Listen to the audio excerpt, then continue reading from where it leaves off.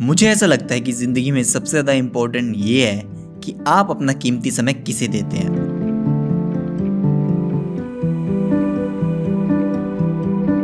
क्योंकि यही चीज़ें डिसाइड करती हैं कि आपको ज़िंदगी में सफलता मिलेगी या असफलता।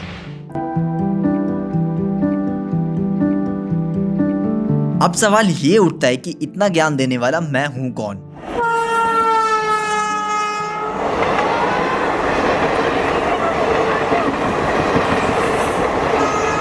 तो जी 25 साल 10 महीने 19 दिन और 9 घंटे मुझे इस दुनिया में आए हुए हो गए हैं। मेरा जन्म अलीगढ़ में 9 सितंबर 1997 को एक छोटे से परिवार में हुआ। पापा की जॉब गुड़गांव में थी तो इसलिए पापा यहीं आ गए और फिर कुछ महीनों बाद मैं भी यहीं आ गया। मेरी स्कूलिंग गुड़गांव में देव समाज विद्या निकेतन पब्लिक स्कूल में हुई। So the only thing that comes in my mind when I think about Sachin is नप्पू सा सचिन है, बोलना ऐसे आवे ना है, 5वीं पास वो बता रही है, but that is not true. I think कि 12वीं पास तो है because we met in school and I think we known each other for quite a decade now. I mean, it's been a decade that I've known him and the only thing that I have learned from him so far is that you should never stop believing and you should dream big. और फिर college की तलाश में हम दिल्ली जा पहुंचे। मन तो था डीयू में एडमिशन लेने का, लेकिन मार्क्स इतने कम आए थे कि डीयू में एडमिशन क्या उसको दरवाजा भी देखने को नहीं मिला। अब कॉलेज के दौरान ही मेरी मुलाकात होती है मेरे सच्चे प्यार से।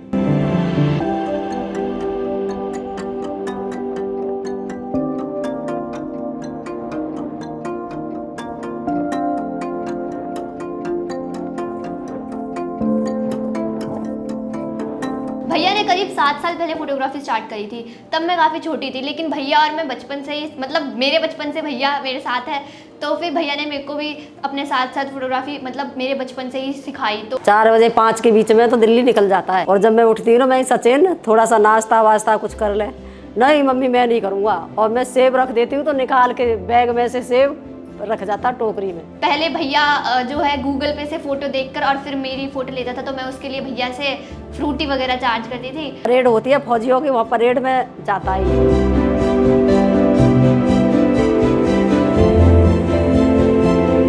जिसका मैंने हाथ पकड़ लिया और बस एक यही चीज है जिसने अभी तक मुझे धोखा नहीं दिया। Starting as a wedding photographer किया, वेडिंग से पैसा तो मिला मगर दिल को सुकून नहीं। तो जी 10 सितंबर 2017 को हमारी मुलाकात हुई स्ट्रीट फोटोग्राफी से।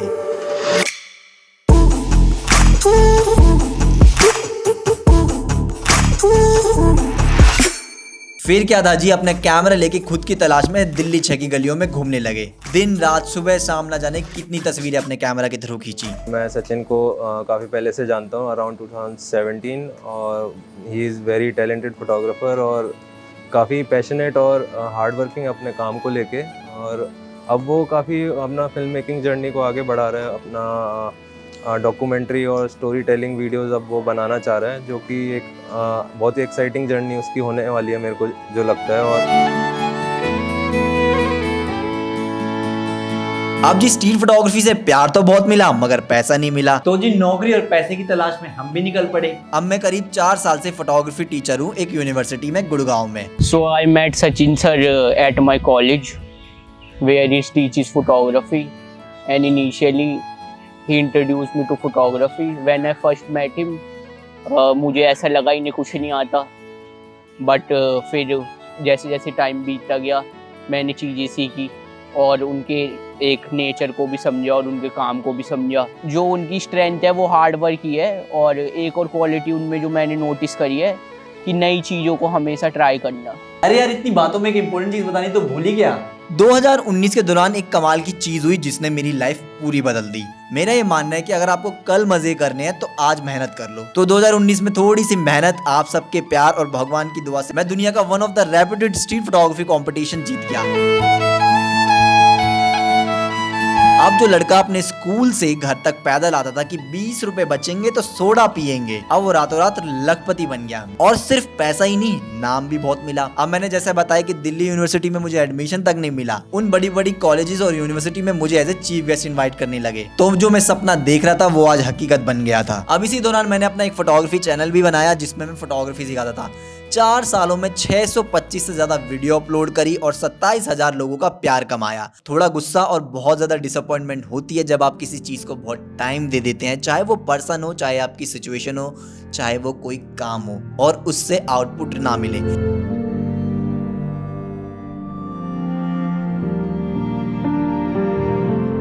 मगर धीरे धीरे ये एक्सेप्ट करना पड़ता है कि ज़रूरी नहीं है ज़िंदगी में चीज़ें आपके हिसाब से होंगी।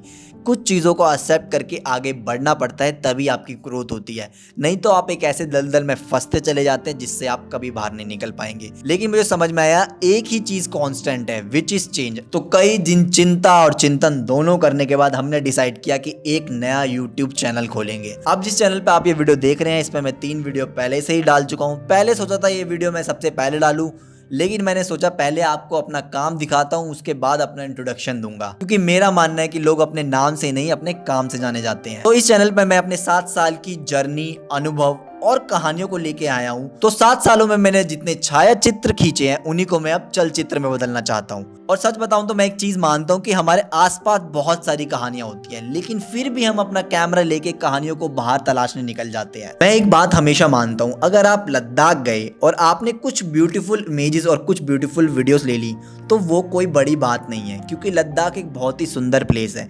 लेकिन मेरे लिए मायने ये रखता है जब आप अपने घर में हैं, अपने आसपास से जब आप कुछ ब्यूटीफुल मीनिंगफुल इमेजेस निकालते हैं या वीडियोस निकालते हैं, तो वो हमेशा जिंदगी भर रहती हैं। तो मैं इस चैनल पे उन कहानियों की तलाश में हूँ जो मेरे बाहर नहीं, मेरे अंदर हैं। तो बस उन्हीं कहानियों को लेकर मैं आ रहा हूँ। तो क्या आप इस सफर में मेरे साथ चलेंगे? मुझे कमेंट सेक्शन में बताएं।